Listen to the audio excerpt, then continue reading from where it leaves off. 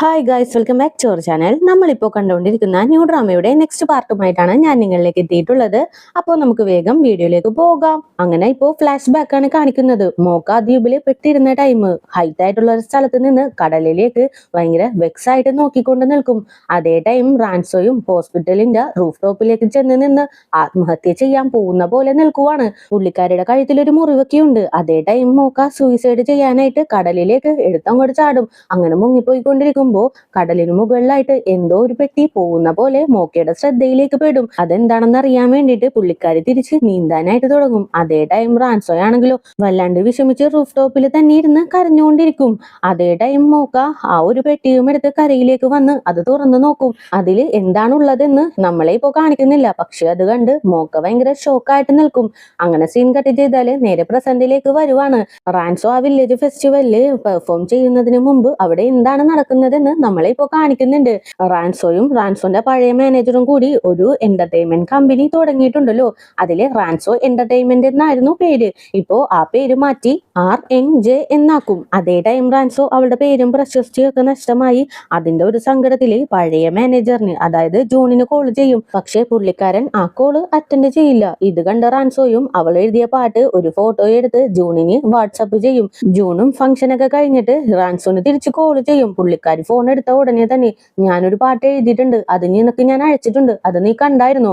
ചാവുന്നതിന് മുമ്പ് എന്റെ ഫെയിം തിരിച്ചു കൊണ്ടുവരണമെന്നാണ് എന്റെ ഏറ്റവും വലിയ ആഗ്രഹം. ഇവിടെയുള്ള റൈസ് കുക്കർ പോലും അതിൻ്റെതായ ജോലി ചെയ്യുന്നുണ്ട്. പക്ഷെ നീ എന്നെ കണ്ടില്ലേ, ഒരു സിംഗറാണ്, ഒരു ഷോയും ഇല്ല, ഒരു പ്രോഗ്രാമും ഇല്ല, വെറുതെ ഇങ്ങനെ ഇരിക്കുവാണ്. എനിക്ക് ഒരു പ്രോഗ്രാം അറേഞ്ച് ചെയ്ത് തരാൻ പറ്റുമോ എന്ന് ഇങ്ങനെ ചോദിക്കും. അപ്പൊ തന്നെ ജൂണും ഓക്കെ, ഞാനൊരു പ്രോഗ്രാം അറേഞ്ച് ചെയ്ത് തരാന്ന് പറയും. ഇത് കേൾക്കുമ്പോൾ റാൻസോന് ഒരുപാട് ഹാപ്പി ആകും. അപ്പൊ തന്നെ ജൂണും, എന്തായാലും നിനക്ക് TV ഷോസ് ഒന്നും കിട്ടില്ല, ഏതെങ്കിലും ലോക്കൽ ഷോ പിടിച്ചു തരാന്ന് പറയും. എന്ത് ലോക്കൽ ഷോയോ? ലോക്കൽ ഷോയിന് വേണ്ടിയിട്ടാണോ എന്നെ വിളിക്കുന്നത്? ഞാൻ എത്രക്ക് ഫേമസ് ആണെന്ന് നിനക്ക് അറിയാൻ പാടില്ലെന്നും ചോദിച്ച് ഭയങ്കരമായിട്ട് ഒച്ച വെക്കാനായിട്ട് തുടങ്ങും. ആ ടൈമിന് ജൂണും, അല്ല റാൻസോ, നീ ഒരു ബേസ്മെന്റിലാണ് താമസിക്കുന്നത് എന്ന് ഞാൻ അറിഞ്ഞല്ലോ എന്ന് ഇങ്ങനെ പറയും. അത് നീ എങ്ങനെ അറിഞ്ഞു? നിന്റെ അടുത്ത് ആരാ പറഞ്ഞെന്ന് റാൻസോയും ചോദിക്കും. അത് വേറെ ആരുമല്ല, നിന്റെ ഫാൻസ് ക്ലബിന്റെ ഹെഡില്ലേ, അവരാ പറഞ്ഞെന്ന് പറയും. ഇത് കേൾക്കുമ്പോൾ റാൻസോന് പ്രാന്ത് കയറി ഫോൺ കട്ട് ചെയ്ത് പുള്ളിക്കാരി ഓടി പുറത്തേക്ക് ചെല്ലും. ആക്ച്വലി പുള്ളിക്കാരി താമസിക്കുന്ന വീടിന്റെ ഓണേഴ്സ് ആണ് ഈ ഹെഡ്. അങ്ങനെ റാൻസോ ആ ഒരു ഓണേഴ്സിന്റെ അടുത്തേക്ക് ചെല്ലും. നിങ്ങൾ എന്തിനാണ് ഞാൻ ഇവിടെയാണ് താമസിക്കുന്നത് എന്നുള്ള കാര്യം ജൂണിന്റെ അടുത്ത് പറഞ്ഞെന്ന് ഇങ്ങനെ ചോദിക്കും. പിന്നെ ഞങ്ങൾ എന്ത് ചെയ്യാനായിട്ടാണ്? 3 മാസമായിട്ട് നിങ്ങൾ വാടകയൊന്നും തന്നിട്ടില്ല, ഒരു പ്രോഗ്രാമും ചെയ്യാണ്ട് വീട്ടിൽ തന്നെ അടച്ചു പൂട്ടിയിരിക്കുവല്ലേ. അതുകൊണ്ടാണ് നിങ്ങളുടെ പഴയ മാനേജറിന് മെയിൽ അയച്ച് നിങ്ങൾക്ക് എന്തെങ്കിലും പ്രോഗ്രാമോ TV ഷോസോ റിയാലിറ്റി ഷോസോ പിടിച്ചു കൊടുക്കാനായിട്ട് പറഞ്ഞെന്ന് പറയും. ഇത് കേൾക്കുമ്പോൾ റാൻസോന് ദേഷ്യം കയറും. എന്താ നിങ്ങൾ ഈ പറയുന്നത്? എന്നോട് റിയാലിറ്റി ഷോ ചെയ്യാനോ? ഞാൻ റിയാലിറ്റി ഷോ ചെയ്യുന്ന കാര്യം പറഞ്ഞപ്പോ നിങ്ങളല്ലേ പറഞ്ഞത് റാൻസോ റിയാലിറ്റി ഷോ ഒന്നും ചെയ്യണ്ട, നിങ്ങളുടെ ഫെയിം ഒക്കെ ഡൗൺ ആവുന്നു. അങ്ങനെ പറഞ്ഞവര് പെട്ടെന്ന് എന്താ ഇങ്ങനെ മാറിയത്? അതുമല്ലാണ്ട് എന്റെ ഫാൻസ് ക്ലബിൽ വെച്ച് കണ്ടുമുട്ടി പ്രേമിച്ച് കല്യാണം കഴിച്ച് ഇപ്പൊ കുട്ടികളുമായിട്ട് ജീവിക്കുന്ന ആൾക്കാരല്ലേ നിങ്ങൾ. എന്നിട്ട് നിങ്ങൾ എന്റെ അടുത്ത് ഇങ്ങനെ ഒരു ചതി ചെയ്യുമെന്ന് ഞാൻ വിചാരിച്ചില്ല. നിങ്ങൾ എന്തായാലും നന്നായിട്ട് മാറിപ്പോയി എന്ന് പറയും. ഞങ്ങൾ മാറിയിട്ടില്ല റാൻസോ, ഞങ്ങൾ ഇപ്പോഴും നിങ്ങളുടെ ഫാൻസ് തന്നെയാണ്. പക്ഷെ നിങ്ങൾ ഒരുപാട് മാറി. ഒരു ജോലിക്കും പോവാണ്ട് വീട്ടിൽ വെറുതെ കുത്തിയിരിക്കുവല്ലേ. നിങ്ങൾക്ക് റെന്റ് തരാനായിട്ട് പറ്റിയില്ലെങ്കിൽ നിങ്ങൾ ഇവിടെ നിന്ന് ഇറങ്ങിപ്പോയിക്കോന്നും പറഞ്ഞ് രണ്ടുപേരും കൂടി നടന്നങ്ങോട്ട് പോകും. അങ്ങനെ വേറെ നിവൃത്തിയില്ലാണ്ട് ലീക്ക് കോൾ ചെയ്ത് ആ ലോക്കൽ ഇവന്റും ഏറ്റെടുക്കും. അതാണ് ആ വില്ലേജ് ഫെസ്റ്റിവല്. അവിടെ എന്താ നടന്നതെന്ന് നമുക്ക് എല്ലാവർക്കും അറിയാവുന്ന കാര്യമാണല്ലോ. അങ്ങനെ റാൻസോന്റെ പെർഫോമൻസ് കഴിഞ്ഞതിന് ശേഷം ആ ഒരു പെർഫോമൻസിന്റെ വീഡിയോ ഭയങ്കര വൈറലായിട്ട് പോയിക്കൊണ്ടിരിക്കും. ആ ടൈമിന് ബോഗ്യോളും ഷോ ഡയറക്ടറിനെ വിളിച്ചിട്ട് റാൻസോന്റെ പെർഫോമൻസ് കണ്ടോന്ന് ഇങ്ങനെ ചോദിക്കും. ഞങ്ങൾ എല്ലാവരും കണ്ടുകൊണ്ടിരിക്കുകയാണ്, അത് പ്രീ റെക്കോർഡ് ചെയ്ത് വെച്ച പ്രോഗ്രാം ആണോ എന്ന് ഇങ്ങനെ ചോദിക്കും. അല്ല, അതെ ലൈവ് പെർഫോമൻസ് ആണ്, ഞാൻ ഡയറക്റ്റ് ആയിട്ട് കണ്ടുകൊണ്ട് നിൽക്കാണ്. ഇപ്പോഴെങ്കിലും നിങ്ങൾക്ക് റാൻസോന്റെ കഴിവ് മനസ്സിലായില്ലേ? നമുക്ക് റാൻസോനെ വെച്ചൊരു ഷോ ചെയ്താലോ എന്ന് ഇങ്ങനെ ചോദിക്കും. ഷോ ഡയറക്ടറും അതിന് ഓക്കെ അടിക്കും. അപ്പൊ തന്നെ ബോഗ്യോളും ഫ്രണ്ടും കൂടി റാൻസോന്റെ മാനേജറിനെ കാണാനായിട്ട് ചെല്ലും. റാൻസോനെ വെച്ച് ഒരു TV പ്രോഗ്രാം കണ്ടക്ട് ചെയ്യാനായിട്ട് താല്പര്യം ഉണ്ടെന്ന് പറയും. പക്ഷെ ആ മാനേജർ ആണെങ്കിലോ അതിന് സമ്മതിക്കുന്നില്ല. റാൻസോന് ഓഡിയൻസിന്റെ മുമ്പിൽ പെർഫോം ചെയ്യാനായിട്ട് സാധിക്കില്ല എന്ന് പറയും. അപ്പൊ തന്നെ ബോഗ്യോളുടെ ഫ്രണ്ടും, അതെന്താ നിങ്ങൾ ഈ പറഞ്ഞത്? ഇപ്പോഴല്ലേ റാൻസോ ഓഡിയൻസിന്റെ മുമ്പിൽ ലൈവ് പെർഫോമൻസ് നടത്തിയത്, പിന്നെ എന്താ പ്രോബ്ലം എന്ന് ചോദിക്കും. അതിപ്പോ ഇവിടെ ചെറിയൊരു ഓഡിയൻസ് അല്ലേ ഉള്ളൂ, വലിയ ഓഡിയൻസിന്റെ മുമ്പിൽ ചെയ്യാനായിട്ട് പറ്റില്ല. അതിനുള്ള കോൺഫിഡൻസ് റാൻസോനില്ല എന്നും പറഞ്ഞ് ബോഗ്യോളൊക്കെ വെച്ച പ്രപ്പോസൽ റിജക്ട് ചെയ്തുകൊണ്ടേയിരിക്കും. അപ്പൊ തന്നെ ബോഗ്യുളും എന്നാ ഞാനൊന്ന് റാൻസോനെ കാണട്ടെ എന്ന് പറഞ്ഞ് റൂമിലേക്ക് കയറാനായിട്ട് പോകും. മാനേജർ ആണെങ്കിലോ തടുത്ത് നിർത്തി, ഇല്ല റാൻസോ ഇപ്പൊ ഫ്രീ അല്ല, ഒരാളുടെ കൂടെ മീറ്റിംഗിലാണെന്ന് പറയും. റാൻസോ ഇപ്പോ സംസാരിച്ചുകൊണ്ടിരിക്കുന്നത് നമ്മുടെ മോക്കയുടെ കൂടെയാണ്. റാൻസോനെ മീറ്റ് ചെയ്യാൻ വന്ന് ആ ഒരു ദ്വീപില് പെട്ടുപോയ കഥയെല്ലാം റാൻസോന്റെ അടുത്ത് മോക്ക പറയും. ഇതെല്ലാം കേട്ട് റാൻസോ ഒന്ന് ഷോക്കാകും. എന്താ നീ പറഞ്ഞു വരുന്നത്? 15 വർഷം നീ ആ ദ്വീപില്, നീ എങ്ങനെ 15 വർഷം അവിടെ സർവൈവ് ചെയ്തു? അത് കുറച്ച് കഷ്ടമായിരിക്കില്ലേ എന്ന് ഇങ്ങനെ ചോദിക്കും. കഷ്ടമൊക്കെ തന്നെയാണ്, പക്ഷെ നിങ്ങളെ വെച്ച് കമ്പയർ ചെയ്യുമ്പോൾ ഇതൊരു കഷ്ടമേ അല്ല. നിങ്ങളുടെ ഏജൻസി എന്തായി കാണിക്കുന്നത്? നിങ്ങൾക്ക് തരുന്ന പ്രോഗ്രാം ഒക്കെ കണ്ടില്ലേ? എന്തായാലും അവരെ എനിക്കൊന്ന് കാണണമെന്ന് പറയും. അപ്പൊ തന്നെ റാൻസോന് വല്ലാത്തൊരു സന്തോഷമൊക്കെ വരും. ഇങ്ങനെയുള്ളൊരു ഫാനിനെ ഒരുപാട് നാളുകൾക്ക് ശേഷമാണ് ഞാൻ കാണുന്നതെന്ന് പറയും. ഇത് കേട്ട് ചിരിച്ച് മോക്കയും, ഞാനേ നിങ്ങളെ കാണുമ്പോ ഒരു കാര്യം ചോദിക്കണമെന്ന് മനസ്സിൽ ചിന്തിച്ചു വെച്ചിരുന്നു. അത് ഞാനിപ്പോ ചോദിക്കട്ടെ? നിങ്ങള് സത്യത്തില് ഞാൻ അയച്ചു തന്ന ആ ആൽബം കണ്ടായിരുന്നോ എന്ന് ഇങ്ങനെ ചോദിക്കും. ആ ഞാൻ കണ്ടായിരുന്നു. സത്യം പറഞ്ഞ ആ ആൽബം സൂപ്പർ ആയിരുന്നു. അത്രക്ക് സൂപ്പർ ആയത് കൊണ്ടാണ് നിന്നെയും വെയിറ്റ് ചെയ്ത് ഞാൻ ആ സിയോൾ സ്റ്റോപ്പിൽ വെയിറ്റ് ചെയ്തുകൊണ്ടിരുന്നേച്ചെന്ന് പറയും. എന്ത്, നിങ്ങൾ എനിക്ക് വേണ്ടിയിട്ട് അവിടെ വെയിറ്റ് ചെയ്തായിരുന്നോ എന്ന് മോക്കയും ചോദിക്കും. ആന്നേ, ഞാനന്ന് ഒരുപാട് നേരം വെയിറ്റ് ചെയ്തു, പക്ഷെ നീ മാത്രം വന്നില്ല എന്ന് പറയും. ഞാനന്ന് വന്നിരുന്നേല് എന്റെ തലവര തന്നെ മൊത്തമായിട്ട് മാറിപ്പോയേനേല് എന്ന് ചോദിക്കും. ശരിക്കും നീ അന്ന് വന്നിരുന്നേല് RJ എന്റർടൈൻമെന്റിന്റെ ലീഡ് സിംഗർ നീ ആയിരുന്നേനെ. എൻവോന് പകരം നീ ആയിരിക്കും ആ ഒരു പൊസിഷനിൽ നിൽക്കുവാന്ന് പറയും. അപ്പൊ തന്നെ നിങ്ങള് എൻവോന്ന് തന്നെയാണോ പറഞ്ഞതെന്ന് ഇങ്ങനെ ചോദിക്കും. അപ്പൊ മോക്ക, അല്ല ഈ എൻവോ ആരാണെന്ന് ഇങ്ങനെ ചോദിക്കും.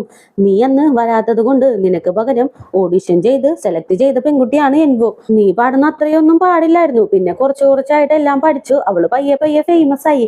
ഇപ്പോ അവള് എന്നേലും ഫേമസ് ആയി. കമ്പനിയുടെ ടോപ്പ് സിംഗർ അവളാണെന്ന് പറയും. അപ്പോ മോക്ക ആ ടൈമിന് വന്നിരുന്നെങ്കിൽ ഇപ്പോ എൻവോ ഉള്ള സ്ഥാനത്ത് മോക്കയായിരിക്കും, അങ്ങനെയല്ലേന്ന് ചോദിക്കും. അതെ അതെ, മോക്ക ടോപ്പ് സിംഗർ ആയേനെന്ന് പറയും. അങ്ങനെയാണെങ്കിൽ നമുക്ക് ഇപ്പോ എന്തെങ്കിലും ചെയ്യാനായിട്ട് പറ്റുമോ എന്ന് ഇങ്ങനെ ചോദിക്കും. ഏയ്, ഇപ്പോ ഒന്നും ചെയ്യാനായിട്ട് സാധിക്കില്ല, കാലങ്ങളൊക്കെ കടന്നു പോയില്ലേന്ന് പറഞ്ഞ് റാൻസോയും അവിടെ നിന്ന് ഇറങ്ങും. പോവാനായിട്ട് നിൽക്കുമ്പോൾ മോക്കയുടെ കൈയൊക്കെ പിടിച്ച് ഒരുപാട് താങ്ക്സ് ഒക്കെ പറയും. മോക്കയും അങ്ങനെ തന്നെ റാൻസോന്റെ അടുത്ത്, റാൻസോ നിങ്ങൾക്ക് ഈ ലോകത്ത് ഫാനൊന്നും ഇല്ലാന്ന് വിചാരിക്കരുത്, ഞാനാണ് നിങ്ങളുടെ ഏറ്റവും വലിയ ഫാൻ. അങ്ങനെ ഒരു ഫാൻ നിങ്ങൾക്ക് ഇല്ലാണ്ടായെങ്കിൽ ഞാൻ മരിച്ചു എന്നാണ് അർത്ഥം. റാൻസോ, നിങ്ങൾ ഇനിയും ഉയരങ്ങളിലേക്ക് എത്തും, സമാധാനത്തോടുകൂടി പോയിട്ട് വാ എന്നും പറഞ്ഞ് റാൻസോനെ പറഞ്ഞയക്കും. അങ്ങനെ റാൻസോ പോയതിനു ശേഷം യൂനാണെങ്കിലോ, നിനക്ക് ഈ എൻവോ ആരാണെന്ന് അറിയാമോ?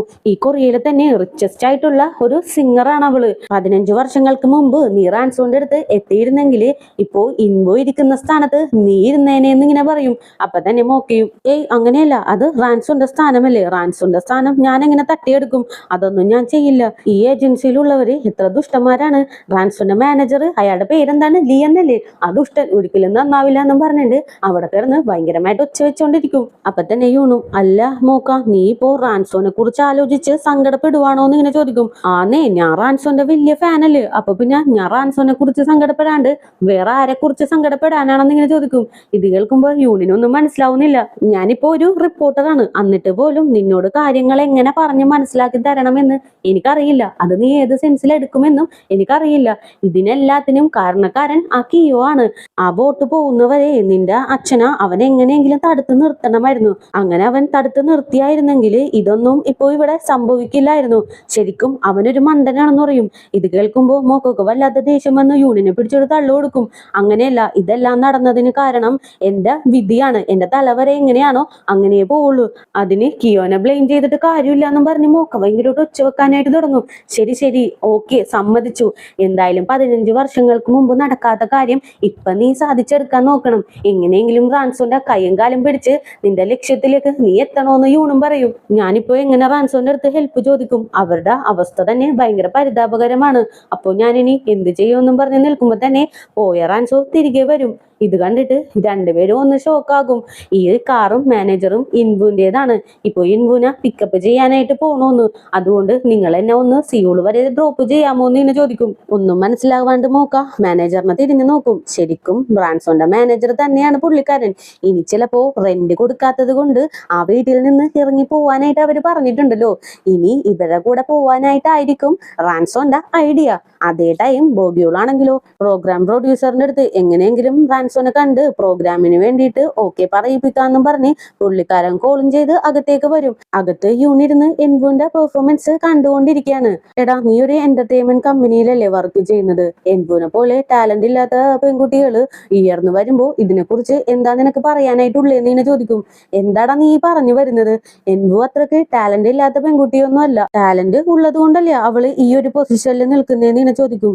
നീയും എല്ലാവരെയും പോലെ തന്നെയാണ്, സത്യങ്ങളൊന്നും കാണില്ല.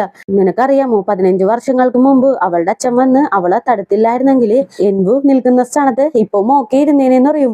എന്താടാ നിനക്ക് പ്രോബ്ലം? നിന്റെ അടുത്ത് ഞാൻ പറഞ്ഞില്ലേ നീ കിയോ ഒന്നും അല്ല, നീ അത് മനസ്സിലാക്കുന്ന പറയും. എടാ, നീ മോക്കയുടെ സോങ് കേട്ടിട്ടുണ്ടോ? എടാ, നീ മോക്ക പാടുന്നത് കേട്ടിട്ടുണ്ടോ? കേട്ടിരുന്നെങ്കിൽ നീ ഇങ്ങനെയൊന്നും പറയില്ലായിരുന്നു. ഇപ്പൊ ഫേമസ് ആയിട്ട് ഒരുപാട് പ്രൈവറ്റ് ജെറ്റില് എന്തോരം നാടുകള് ചുറ്റി കണ്ടേനെ. അങ്ങനെ ജീവിക്കേണ്ട മോക്കെ ഇപ്പോ ആരുടെയോ വീട്ടിലെ അപ്സ്റ്റെയറിൽ താമസിക്കുവാണെന്നും പറഞ്ഞിട്ട് യൂൺ മുകളിലേക്ക് ചൂണ്ടിക്കാണിക്കും. ഇത് കാണുമ്പോ തന്നെ ബോഗിയോളിന് മോക്ക മുകളില് താമസിക്കുന്നുണ്ടെന്ന് മനസ്സിലാകും. അതേ ടൈം മോക്കയും റാൻസോയും കൂടി ആരും അറിയാണ്ട് സൗണ്ട് ഒക്കെ കുറച്ച് സംസാരിച്ചുകൊണ്ടിരിക്കുകയാണ്. റാൻസോ അവർക്ക് കിട്ടിയ ഒരുപാട് അവാർഡ്സ് ഒക്കെ മോക്കൊക്കെ കാണിച്ചു കൊടുക്കും. ഞാൻ ഈ അവാർഡ്സ് എല്ലാം കണ്ടിട്ടുണ്ട്. നിങ്ങളുടെ ഓരോ അവാർഡ്സും കിട്ടിയ ടൈമൊക്കെ എനിക്ക് നല്ല ഓർമ്മയാണ്. നിങ്ങളുടെ ഓരോ പെർഫോമൻസ് കാണുമ്പോഴും എനിക്ക് ഗൂസ് ബംസ് ഒക്കെ വരാറുണ്ട്. ഞാൻ അത്രയ്ക്ക് എൻജോയ് ചെയ്യുമെന്ന് പറയും. ഓ, അങ്ങനെയാണോ? അങ്ങനെയാണെങ്കിൽ നിനക്ക് വന്ന ആ ഗൂസ് ബംസ് ഞാൻ വീണ്ടും തിരിച്ചു കൊണ്ടുവരട്ടെ എന്ന് ചോദിക്കും. എന്ത് വീണ്ടും കൊണ്ടുവരാനോ? ഹായ് ജോലി ജോലി എന്നും പറഞ്ഞിട്ട് രണ്ടുപേരും കൂടി പാട്ടൊക്കെ വെച്ച് ഭയങ്കരമായിട്ട് ഡാൻസ് ഒക്കെ ചെയ്യാനായിട്ട് തുടങ്ങും. അവസാനം ഡാൻസ് ചെയ്ത് നിൽക്കുമ്പോ ബോഗിയോളും യൂണും കൂടി അകത്തേക്ക് കയറി വരും. ഇവര് രണ്ടുപേരും ഡാൻസ് കളിച്ച് നിർത്തിയ ആ പോസിൽ തന്നെ ഇവരെ നോക്കി ഭയങ്കരമായിട്ട് ഷോക്കായിട്ട് നിൽക്കും. എന്തായാലും ഇതോടുകൂടി തന്നെ ഇന്നത്തെ പാർട്ടും കൂടി ഞാൻ അവസാനിപ്പിക്കുകയാണ്. നെക്സ്റ്റ് പാർട്ടുമായിട്ട് എത്രയും പെട്ടെന്ന് തന്നെ വരുന്നതായിരിക്കും. അപ്പോൾ പുതിയ കൂട്ടുകാരെങ്കിലും നമ്മുടെ ഈ ചാനൽ വിസിറ്റ് ചെയ്തിട്ടുണ്ടെങ്കിൽ സബ്സ്ക്രൈബ് ചെയ്ത് കൂടെയുള്ള ബെല്ലൈക്കണും കൂടി എനേബിൾ ചെയ്ത് വെച്ചേക്കുക. കൂടെ തന്നെ വീഡിയോക്ക് ഒരു ലൈക്കും വീഡിയോനെ കുറിച്ചുള്ള അഭിപ്രായങ്ങൾ കമന്റിലൂടെയും അറിയിച്ച് ഞങ്ങളെ സപ്പോർട്ട് ചെയ്യുക. അപ്പോൾ നെക്സ്റ്റ് പാർട്ടുമായിട്ട് വരുന്നവരേക്കും tata bye bye, see U.